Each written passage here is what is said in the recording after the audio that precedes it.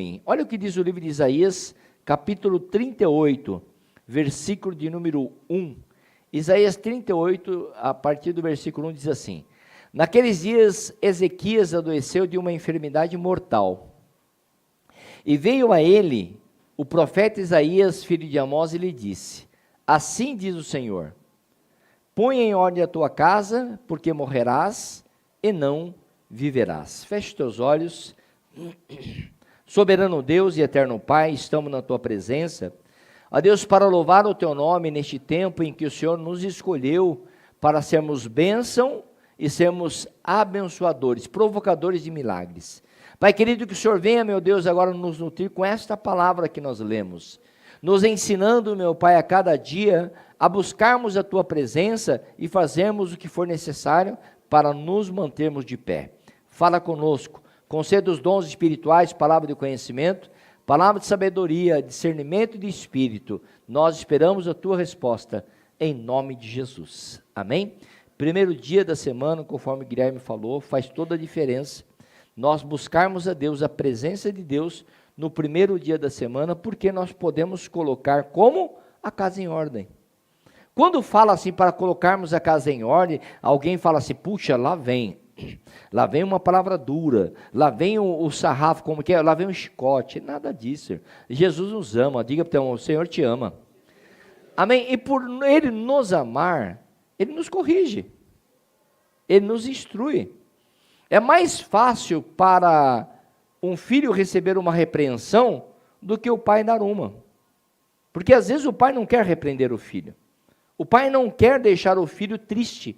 Se possível fosse, os pais que estão aqui sabem, deixaria o filho fazer tudo o que ele quisesse, mas não dá. Dá? Não, porque o filho pode se machucar. Sim ou não? Pode ter problemas na sua vida. Um filho pode se machucar quando é bebezinho. Sim ou não? Numa queda. Mas um filho pode se machucar quando ele amadurece. E ele já acha que sabe tudo, que pode tudo e que não precisa mudar em nada. Aí é mais difícil. Por quê? Porque às vezes ele está forte. Imagina um jovem, uma pessoa muito forte, saúde física, vigor físico, com a sua mente boa, conseguindo pensar, conseguindo raciocinar, conseguindo andar, conseguindo até voar.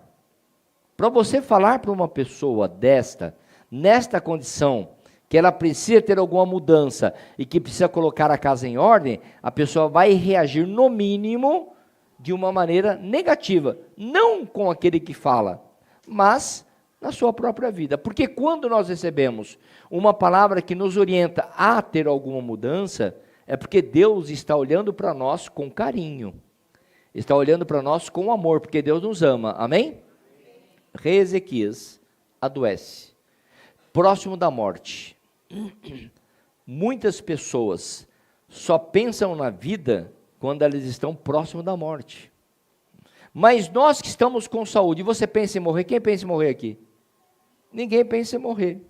Mas quando uma pessoa está doente, ela pensa que vai morrer, sim ou não? Porque ela está doente. Mas todos nós sabemos que não é só pessoas que estão doentes que morrem, ainda que é uma possibilidade maior. Mas todas as pessoas podem morrer de qualquer jeito, um acidente, sei lá, as coisas que a vida mostram que pessoas morrem até com saúde. Por isso, quando o profeta Isaías vem diante de Ezequias e fala assim, ó, coloca a tua vida em ordem, porque você vai morrer. Ele estava dizendo assim para o profeta Ezequias: você não tem mais possibilidade de correr nem para cá e nem de adiar. É para colocar a casa em ordem agora. Sabe o que Deus fala para mim e para você? Coloca a casa em ordem agora. Você não sabe se você vai morrer hoje ou se você vai viver durante muito tempo. Ninguém sabe.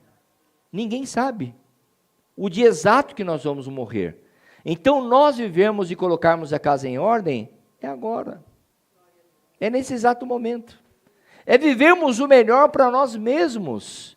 Porque se Deus está mostrando para nós que é para nós colocarmos a coisa em ordem, a casa em ordem, é porque alguma área da nossa vida não está bem. Mas imagine que em todas as áreas da sua vida sejam bem hoje. Pode acontecer, sim ou não?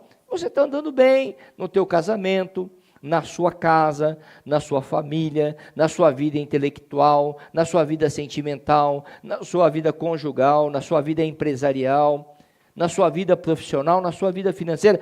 Imagine que em todas essas áreas você esteja bem. Você precisa colocar em ordem? Não, só aperfeiçoar. Só melhorar, sim ou não? Mas vai que em uma destas áreas você está negligenciando, coloque em ordem. Se você está negligenciando na vida financeira, coloque em ordem. Porque às vezes é muito fácil alguém querer colocar alguma coisa na tua conta, sim ou não? Porque às vezes a pessoa acusar você de algo que você não fez, ou pior, acusar de você por uma negligência que ela teve, e em detrimento desta negligência, deste mal que ela fez, cometeu contra ela mesma, colocar a culpa em alguém é mais fácil, sim ou não? É mais fácil. Imagina uma pessoa que ela sai de um imóvel, ela entra em um imóvel novo, e ela vai morar, seja de aluguel, seja porque ela comprou. Quais são as primeiras obrigações que ela tem? Vamos lá? Passar o que para o nome dela? Luz e água, sim ou não? Porque são coisas emergenciais, sim ou não? Se a pessoa não passa para o nome dela, e o antigo proprietário, depois de 2 meses, 3 meses, vai lá e pede para tirar o nome dele. E para tirar o nome dele tem que bloquear a conta, sim ou não? Depois de 2 meses bloqueia a conta e corta a água da conta dessa pessoa e corta a luz dela. Imaginou isso? Quanto tempo depois de? Quanto tempo? 60 dias, sim ou não? Imagina se essa pessoa tem uma criança que agora está morando lá. Essa pessoa não passou a conta para o nome dela, por quê? Vamos considerar que é por negligência? Porque se eu tenho tutores, se eu tenho pessoas que eu cuido delas, no mínimo eu teria que ter a responsabilidade, pelo menos para esses 2 passos. Mas aí é mais fácil eu colocar a culpa naquele que bloqueou. É ou não é? Mas de quem que era a responsabilidade? É quando alguém olha, você sai de casa e vai viajar. Você olha o teu carro. E você observa que no teu carro, um pneu, diga um pneu. Você olha e você vê que ele está meio careca. Ele está debaixo daquela risquinha, que agora os pneus têm um risquinho da margem de segurança, sim ou não? Tem o risquinho da margem de segurança. Aí a pessoa, vou gastar R$600, R$800 no pneu. Eu vou viajar, eu estou no limite para viajar. Olha só. Estou no limite para viajar. Se eu gastar 800, eu não vou conseguir viajar. Mas a pessoa não pensa. Se eu não gastar 800, 600, 500, sei lá, 300, esse pneu pode furar ou pode explodir na estrada. E aquela viagem que ficaria barato, pode ficar muito caro ou levar até pessoas à morte, sim ou não? Ela para na estrada. Um comando para ela e o policial olha, e esse pneu não tem como rodar. Autua a pessoa, vamos apreender o veículo. Mas eu estou com toda a compra, eu tenho criança no carro, a minha mãe de idade, não sei o quê, o senhor não tem compreensão. De quem que é a culpa? Do policial ou aquele que não colocou pneu? De quem que é a culpa? 99% vai falar que é do policial. Porque tem uma velhinha no carro, um velhinho de 80, 90 anos de idade, tem uma criancinha que não estava nem na cadeirinha, estava no colo, mas a culpa de quem que é? Pois é. Quando nós falamos em quando Deus fala para nós colocarmos a casa em ordem, é porque nós temos que avaliar todas as possibilidades. Em que área que nós podemos estar negligenciando? Pode ser que hoje nós estejamos muito bem, diga graças a Deus. Mas pode ser que amanhã não. É amanhã que nós vamos ter que colocar a casa em ordem. Por isso que Deus fala para nós examinarmos a nossa vida todos os dias. Por isso que quando Deus fala nessa palavra, Ele diz para que quando nós vamos receber uma visita na nossa casa, irmãs, quando você vai receber uma visita na sua casa, meus irmãos, o que você faz? Por que você arruma a casa? para receber a visita, para que a visita não fale mal de você. Para que a visita não olhe para a tua casa e fale assim, nossa, eu fui na casa da pessoa, estava um chiqueiro. E às vezes a pessoa fala assim, eu fui visitar o irmão ou a irmã, mas o filho dele é pequeno, o filho pequeno dá trabalho ou não dá? Dá trabalho, às vezes não dá para arrumar toda a casa. Por isso que a gente fala assim, vai visitar alguém, avisa, né, estou indo visitar, para a pessoa dar pelo menos uma ajeitadinha, passar um pano, recolher os brinquedos, tirar a sujeira do pó, né? Porque alguém vai falar mal. Então, quando nós vamos receber uma visita, nós limpamos, nós arrumamos para que a pessoa não saia falando. Mas quando nós estamos atrapalhados, nós damos a seguinte desculpa: entra, sente, fique à vontade, mas não repare na... Sim ou não? Quando nós chamamos a presença do Espírito Santo, é difícil nós falarmos para ele, Senhor, não repare a bagunça.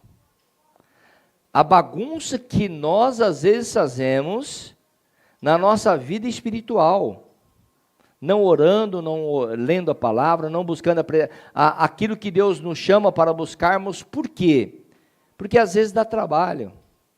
É mais fácil eu pedir para alguém orar, para alguém falar da Bíblia, do que eu ler a palavra. Quando nós estamos andando e a nossa caminhada às vezes ela traz uma certa tribulação, um certo cansaço, e quando Deus fala para nós colocarmos a nossa vida em ordem, na vida financeira principalmente, é muito difícil. Porque chega numa sexta-feira, pensa comigo, sextou, acabou o dia, e a gente quer fazer o quê? Eu vou cozinhar? Não.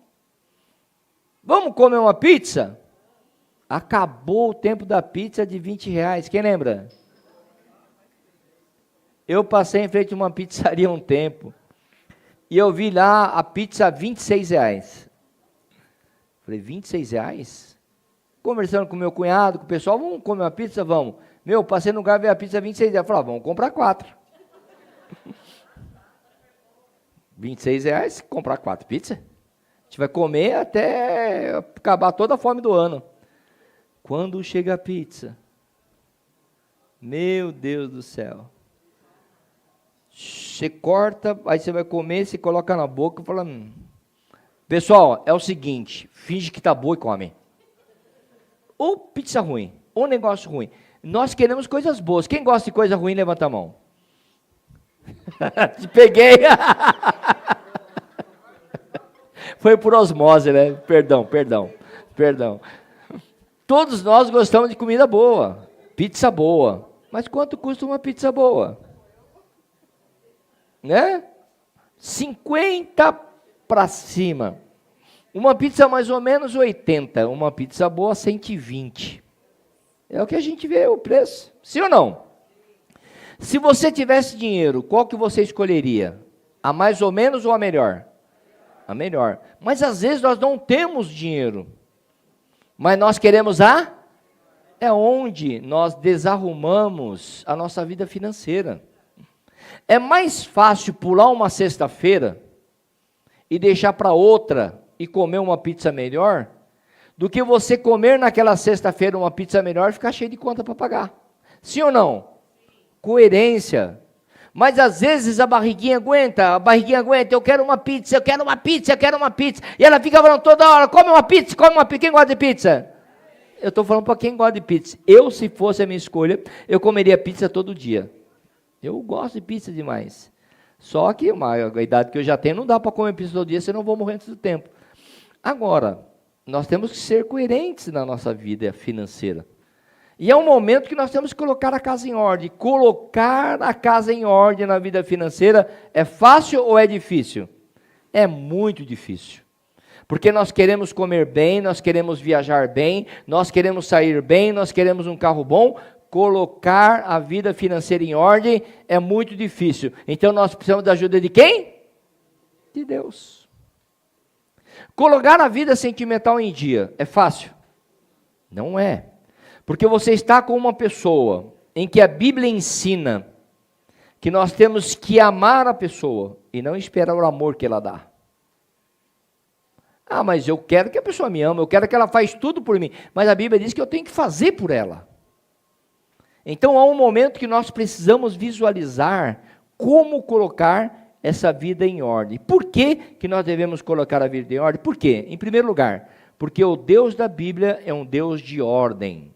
Diga para o teu irmão, o Deus da Bíblia é o Deus de ordem.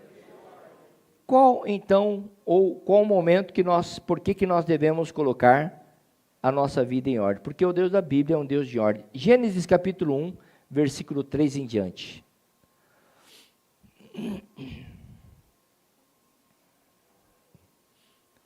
E disse Deus, haja luz e houve luz.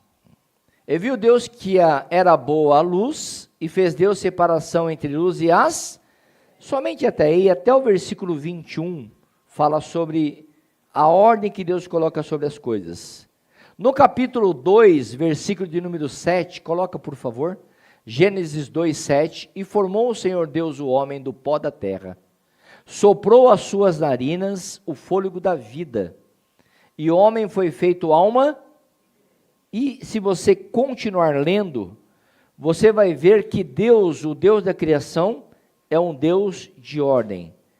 O céu, a terra, tudo que nela há, foi colocado na sua devida ordem. Em um país, talvez agora que você vai, lá esteja noite, e aqui está dia. Mas todos os lugares do mundo têm dia e noite, todos os lugares.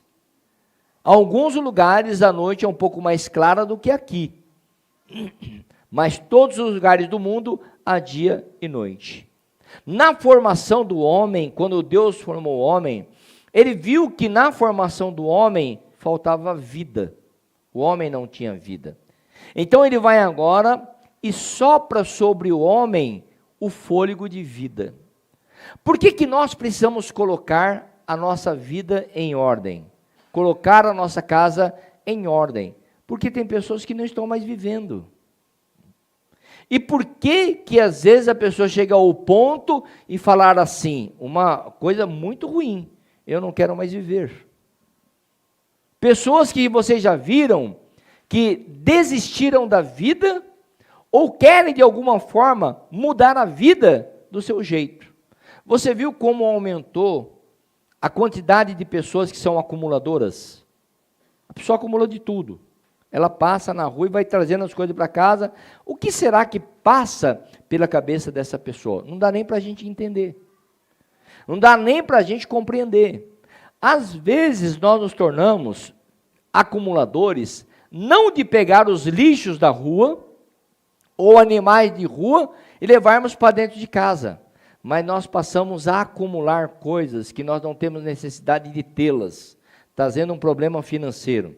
Passamos a acumular hábitos que nós não temos necessidade de ter esses hábitos, que nós já tínhamos lançado fora e que nós acabamos trazendo problemas para dentro de casa, junto da nossa esposa, junto dos nossos filhos, da nossa família. Por que nós somos acumuladores? Há uma deficiência espiritual. Há uma deficiência em uma das áreas da nossa vida que nós precisamos colocar em ordem. Então, por que nós devemos colocar a casa em ordem? Em primeiro lugar, porque Deus, o nosso Deus, é o Deus de ordem. O nosso Deus é organizado. Diga para o teu irmão, seja organizado, como o seu Deus é organizado. Quando nós administramos a nós mesmos, a nossa vida passa a ser mais promissora, a nossa vida passa a ser mais agradável, e tudo aquilo que nós vamos fazer é facilitado. Imagina você, quando chega numa casa, e você vê que no quarto tem a cama, e a pessoa deixa o sapato, ou quando você vai andar, deixa a gaveta aberta. Quem tem mania de bater nos cantos de casa? Tem pessoas que têm mania, não pode ver um canto que bate, né? Você ouve. Você está lá no outro cômodo, você ouve, fala, ixi, já bateu de novo no canto. Tem gente que não pode ver uma quina, é uma quina da pia, é uma quina do... Ela bate em tudo quanto é lugar, a pessoa é meio desastrada, não calcula muito bem, né, para desviar. Quando nós passamos a colocar a nossa vida em ordem, a nossa vida fica mais promissora. Imagina você acordar e falar assim, bom, eu não tenho dificuldade financeira. Bem ou não está bem? Bem. Você não vai precisar preocupar com a sua vida financeira. Você está bem com a tua esposa, você não precisa preocupar com a tua esposa, porque você está bem com ela, com o teu marido, com a tua família. Na sua empresa você está bem. Existe e surge alguns problemas, tá bom. Mas você está bem. Surgiu um problema financeiro, mas você está bem financeiramente. Promissor, você está promissoramente estável. Então, quando Deus vem falar conosco, para nós colocarmos a nossa casa em ordem, como ele falou com Ezequias, porque Ezequias iria morrer, sim ou não? Mas você também vai morrer um dia. Quem vai morrer um dia diz amém. Pode demorar mais um pouco. Quem quer que demore mais um pouco? Todo mundo quer que demore mais um pouco. Nós vamos morrer, nós vamos morar com Deus a vida eterna. Mas pode demorar um pouco, pode demorar mais 50 anos, 60 anos, 70 anos. Contagem regressiva. Eu já estou na contagem regressiva. Eu não vou viver mais os 60 que eu tenho. Eu vou viver pelo menos, sei lá, mais uns 40. Ficar um velhinho gagá, até chato. Mas eu quero viver pelo menos mais uns 40 anos. Quando a gente olha o significado da vida, a gente precisa ter uma vida com qualidade. Diga para o teu irmão, vida com qualidade. Uma vida promissora, uma vida calculada, uma vida boa, para você chegar na velhice, conseguir erguer um copo, conseguir abaixar sem travar a coluna, se bem que os jovens também abaixam e travam a coluna. Mas nós temos uma vida de qualidade, uma vida promissora. Por quê? Porque o mundo está em desordem. O livro de Apocalipse, capítulo 2, do versículo 12 ao versículo 17, mostra a desordem que o mundo estava, a desordem que o mundo está e a desordem que o mundo vai ficar. Olha lá. E ao anjo da igreja que está em Pérgamo escreve: isto diz aquele que tem a espada aguda de 2 fios. Conheço as tuas obras e onde habitas, que é onde está o trono de Satanás. E retens o meu nome e não negaste a minha fé. Ainda nos dias de Antipas, minha fiel testemunha, o qual foi morto entre nós, onde Satanás habita. Mas alguns poucos dias tenho contra ti, porque tens lá os que seguem a doutrina de Balaão, o qual ensina a Balaque a lançar tropeços diante dos filhos de Israel, para que comessem dos sacrifícios da idolatria e fornicassem. Assim tens também os que retêm a doutrina dos nicolaítas, o que eu odeio. Arrepende-te, pois, quando então em breve virei a ti. E contra eles batalharei com a espada da minha boca. Quem tem ouvidos, ouça o que o Espírito diz às igrejas. Ao que vencer, darei a comer do maná escondido, e dar-lhe-ei uma pedra branca. E na pedra um novo nome é escrito, o qual ninguém conhece, senão aquele que o recebe. Irmãos, vale a pena colocar a vida em ordem. A Bíblia diz para nós conquistarmos o prêmio da soberana vocação, antes nós precisamos vencer a corrida, a carreira da fé. Tudo que foi criado, tudo que será criado é no mundo espiritual. As coisas primeiro se estabelecem no mundo espiritual, para que depois elas concretizem no mundo material. Primeiro Deus criou o homem, depois de ele ter criado todas as coisas para manter o homem, depois ele criou o homem. Olha a ordem. Ele viu que o homem não estava bem, ele soprou fôlego de vida sobre o homem. Ele soprou sobre o homem vida. E nos evangelhos diz que Jesus ele veio para nós termos vida e vida com abundância. É vida sobrando. Tem que sobrar alegria na tua vida. Eu quero profetizar isso. Alegria sobre a tua vida. Prosperidade sobre a tua vida em cada uma das áreas, na presença do Espírito Santo. Eu quero profetizar prosperidade espiritual, prosperidade material, prosperidade sentimental em toda a área da sua vida, para que você seja esta pessoa promissora. Pode observar que nesse texto que nós lemos de Apocalipse, ele encerra dizendo, ao que vencer, darei o nome, ao que vencer darei a vida eterna. Nós precisamos vencer. A igreja, ela foi chamada para vencer, a igreja foi chamada para subestabelecer, a igreja foi chamada para colocar sobre outras pessoas a possibilidade delas também terem vida. Nós podemos subestabelecer esse poder para as pessoas, dizendo que está sobrando unção, que está sobrando possibilidade. Nós somos a pessoa, nós somos a igreja que Deus chamou, nós somos a última igreja, nós somos a geração pela qual o Senhor Jesus vai voltar para buscar a sua igreja. Esse texto que nós lemos fala a igreja de Pérgamo. Essa igreja de Pérgamo, eles se afastaram de Deus e recusaram a ouvi-lo. Quando nós nos afastamos de Deus, nós recusando ouvi-lo, o que está fazendo você a ter esta recusa em ouvir a Deus? Será que talvez é a desordem na vida financeira? Você chegou até um ponto altruísta, egoísta, em achar que a tua vida é o dinheiro que você tem? Será que é o status que você conquistou, a inteligência, a formação que você tem? É muito simples nós denotarmos e olharmos para todas as situações e sairmos culpando pessoas. É muito fácil. Nós precisamos nos ocupar nos momentos mais difíceis da nossa vida. Se ocupe em oração. Se ocupe em buscar a presença de Deus. Se ocupe em melhorar na presença do Espírito Santo. Se ocupe. Nós somos pessoas que nós aprendemos que o Senhor é suficiente na nossa vida, sim ou não? Mas a igreja, ela foi começando a criar ídolos. Homens, super-homens, super-mulheres, as pessoas começaram a olhar os pastores das igrejas, eu me coloco nisto, como os super-homens, como as ovelhas, como o pastorzinho, aquele quieto. A Bíblia não mostra sobre isso, irmãos. Se as pessoas começarem a olhar na Bíblia o que era um pastor, o pastor, ele enfrentava o leão, o pastor enfrentava o urso. O pastor, ele era duro na palavra, ele era irredutível na posição. As pessoas querem um pastor cordeiro, um pastor ovelhinha, que abaixa a cabeça, que não pode fazer nada, não pode fazer nada, não pode aparecer nada, tem que ter uma vida de cativeiro. Eu não sei de onde as pessoas tiraram isso. Nós somos de guerra, irmão, sabe? Então, você é uma pessoa de guerra. Amém? Você é crente, você é uma pessoa de guerra. O crente é guerreiro. Se ele tiver que enfrentar o leão, ele vai enfrentar o leão. Todos os dias tem um. O crente vai matar o leão que aparecer na frente dele. O crente é de guerra. A pessoa pensar, ele é crente, eu vou pisar nele. Não vai pisar, não. Tudo tem um limite.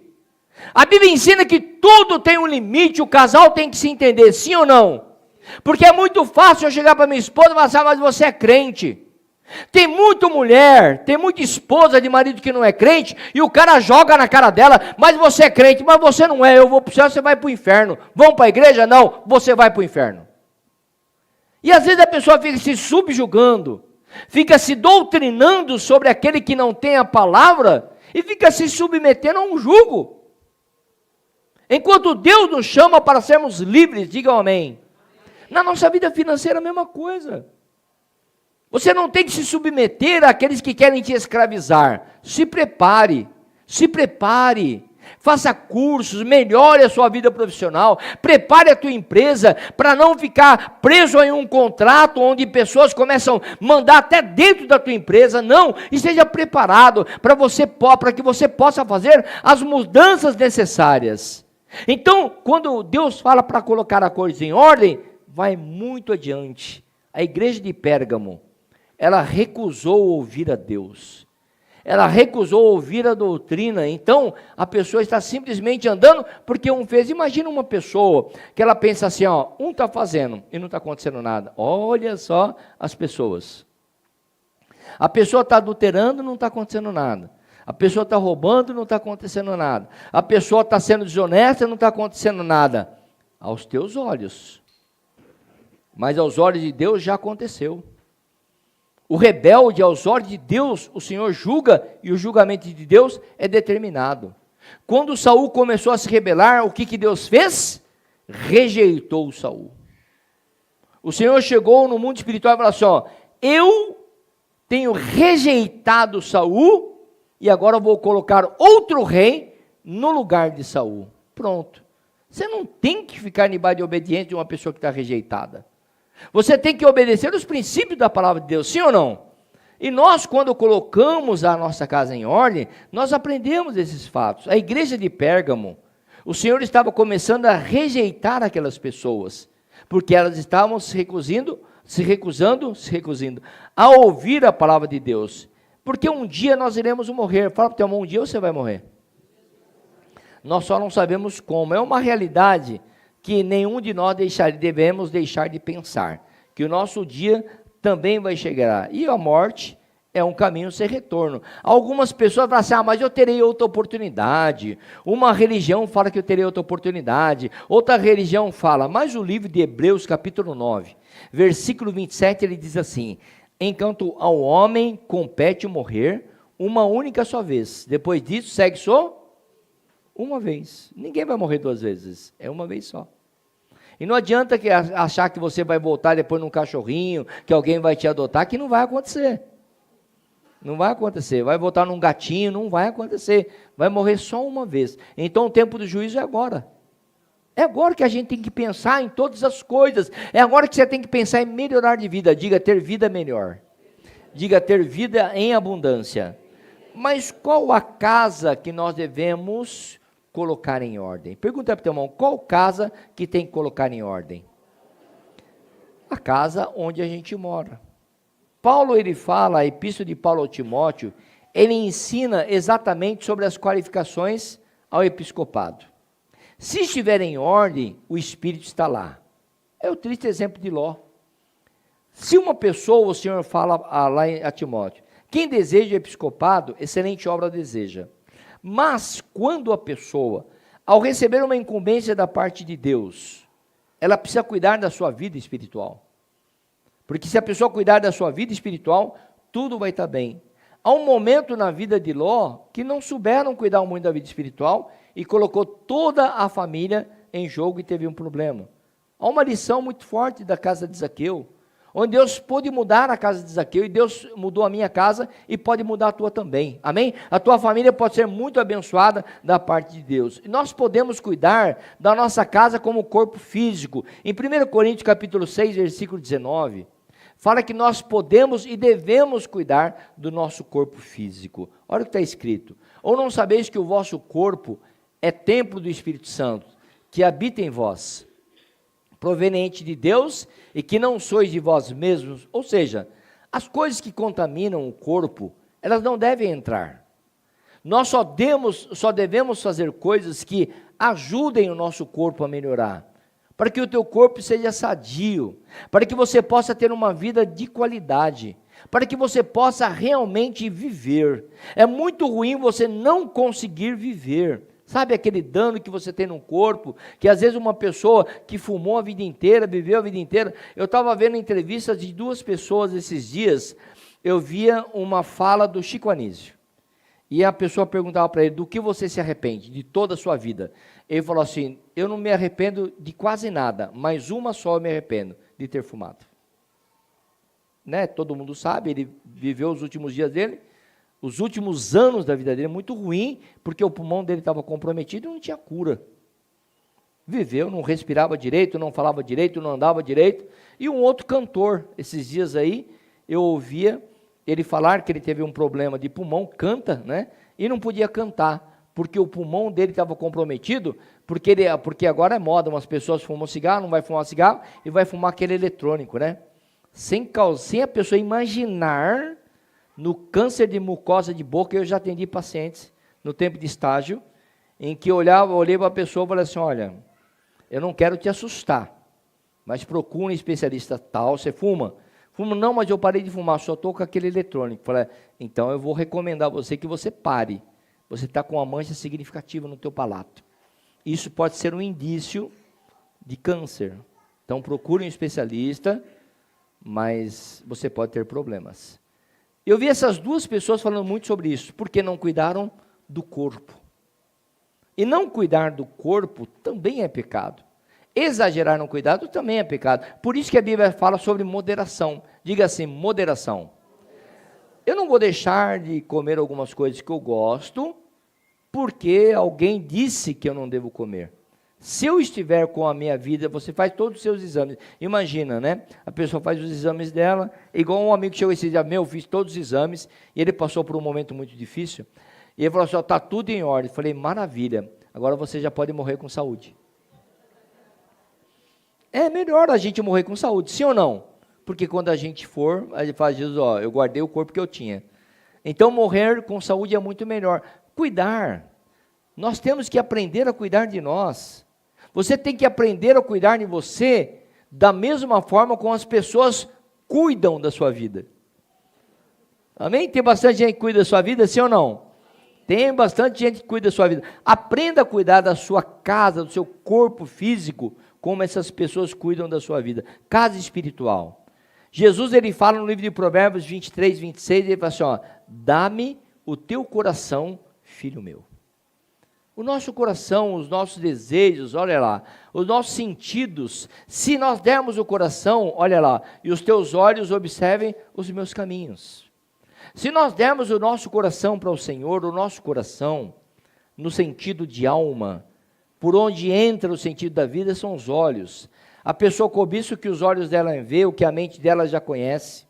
Então uma pessoa, se ela colocar o coração dela em ordem, se ela colocar a vida espiritual em ordem, permitindo que Deus conduza, então hoje Deus está nos chamando para nós colocarmos a nossa casa em ordem. Em terceiro lugar, como pôr a casa em ordem? Como pôr em ordem a casa do nosso coração.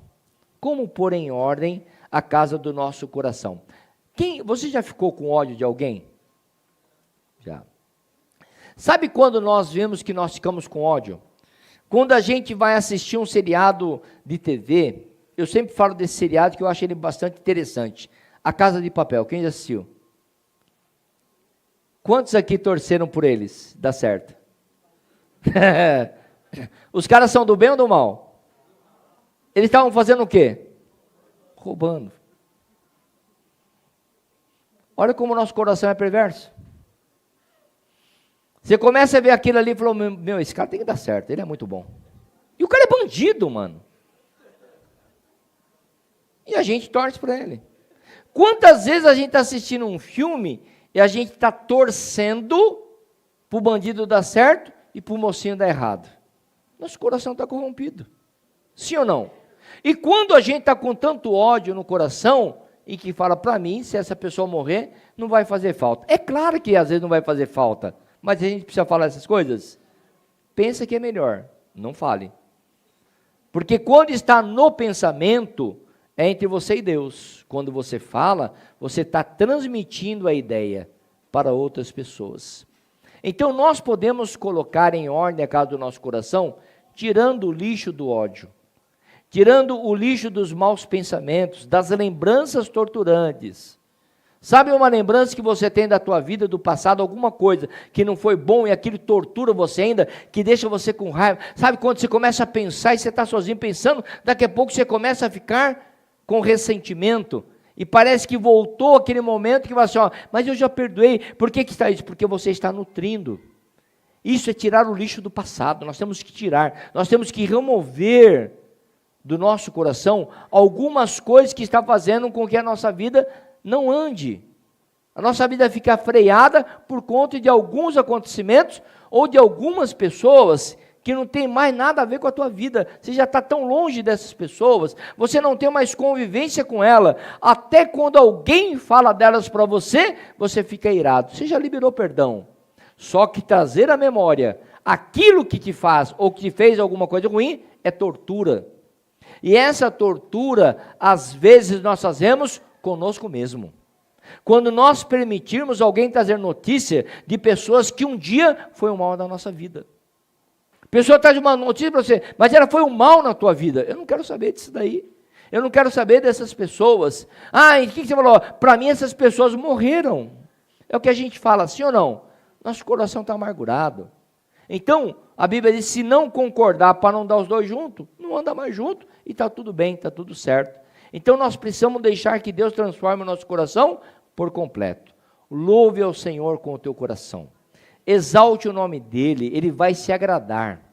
A Bíblia diz que quando nós nos agradamos, ou se agradamos de Deus, das coisas de Deus, Ele inunda o nosso coração com alegria. E para finalizar, inunde completamente o seu coração.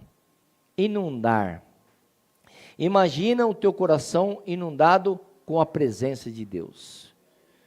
Você adora Deus na medida da tua santidade, não importa onde você está, porque o teu coração está inundado com a presença de Deus. O teu coração está inundado com a palavra. Inunde o teu coração com a fé em Deus. Acredite que aquela situação vai mudar. De uma forma ou outra nós somos igreja e Deus está cuidando de nós. Deus está cuidando da nossa vida, Deus está cuidando da nossa casa, Deus está cuidando da nossa família. E eu terminei a reunião hoje, coloquei o Tota para orar. E o Tota falou uma coisa na oração dele. Eu creio, Senhor, que já está dando e vai dar tudo certo. É isso. É isso que vai dar certo. Porque nós estamos inundando o nosso coração com a paz de Deus que excede todo o entendimento.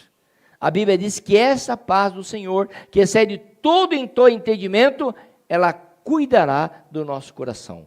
Inunde o teu coração com o poder de Deus. Ainda não deu certo, mas vai dar certo. Ainda não aconteceu, mas vai acontecer. As portas ainda não se abriram, mas ela vai se abrir. O projeto ainda não terminou, mas vai terminar. Tudo aquilo que você apresenta de Deus, regando com o poder do Espírito Santo, vai acontecer. Amarre o valente, coloque ele no devido lugar dele, coloque a tua casa em ordem, porque você colocando a tua casa em ordem, você estará resistindo ao mal e ele vai fugir de você. E quando o inimigo fugir de você, a glória do unigênito do Pai vai se manifestar e a tua vida vai ser muito abençoada. Quem quer dessa forma, diga amém, aplaudam Jesus e glorifique o nome santo do Cordeiro. A ele toda a honra, toda a glória, todo o louvor e toda a adoração.